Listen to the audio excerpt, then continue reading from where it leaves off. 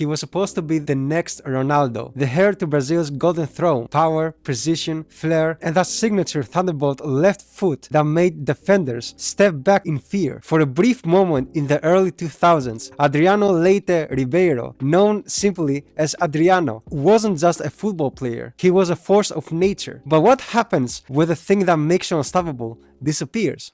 This is the story of the Emperor, the rise, the heartbreak, and the disappearance of one of football's most tragic legends. And where is he today?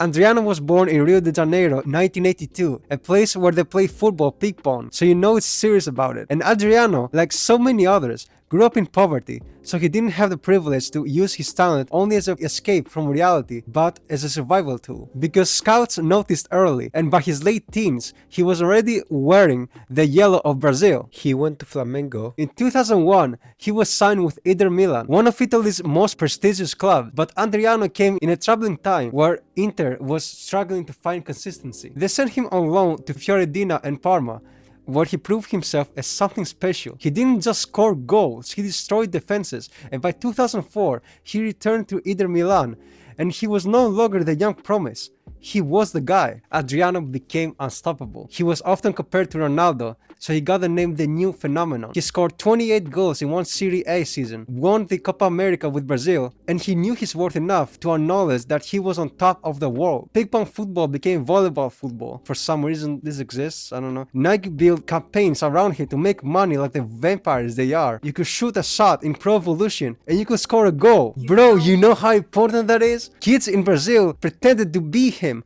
and the Emperor was born. But behind the goals, the celebrations, and the fame, something was breaking in Adriano's life. Adriano's father, the person who had guided him, grounded him, and kept him focused, died. Sudden as it was, for Adriano, it was devastating. In interviews years later, he admitted that everything changed from that moment. After my father died, he said, I felt alone. And I mean, who would be without your father? Adriano struggled to find the answer. He tried to mask the pain with football, but the cracks started to show. He began missing training. He turned up late to games. Rumors spread of heavy partying, drinking, and self-destructive behavior. Inter Milan tried to protect him, sending psychologists and team officials to support him, but the more they tried, the further he slipped away. By 2008, the once unstoppable force was now seen as unreliable, and by 2009, he had left Italy entirely, returned to Brazil. The Emperor had forgotten himself. At Flamengo, back home in Rio,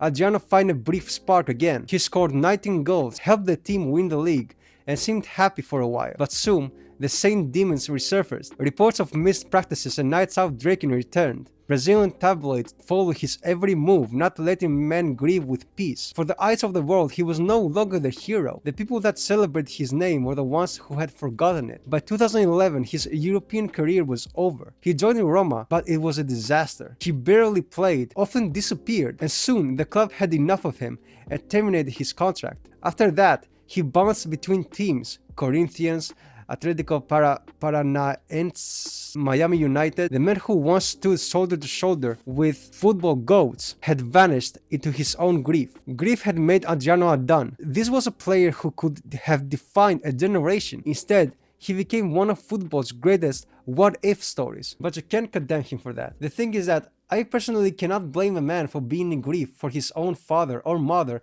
or whatever they hold valuable in their hearts. The only shame here is how Adriano let his grief bleed into the other part of his life and didn't accept the help of the right people in order to make the grief more manageable and not bring him down altogether. But then again, who can say what's right in this situation? Grief is a tragedy that no one can escape, not only because death is inevitable, but because love is inevitable. Grief is a heavy thing, because it acts as a receipt that you get from loving someone more than yourself. In recent years, Adriano has spoken more openly about his mental health, his depression, and his struggles with loss. He never hid behind excuses and admitted that the lifestyle, the expectations, and the pressure simply became too much. After his father's death, he said that he felt the world didn't make sense anymore, and the fame made it worse. So he did what few stars dared to do. He walked away. He returned to his neighborhood in Rio, living among friends and family, far from football. He still occasionally posts on Instagram smiling, drinking beer, surrounded by friends. Grief made Adriano undone. He once said,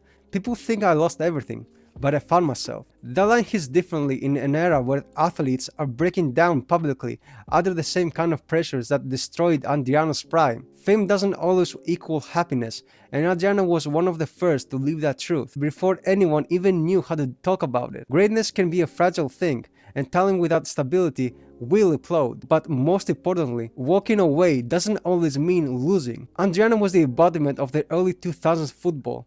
Flashy, emotional, and raw. He wasn't perfect, but he was unforgettable. And today, in a small corner of the Rio, the same man who once had the world at his feet seems content with not being the Imperador, but just being Adriano. But that's all. I'm BlahRah. See ya. Love ya.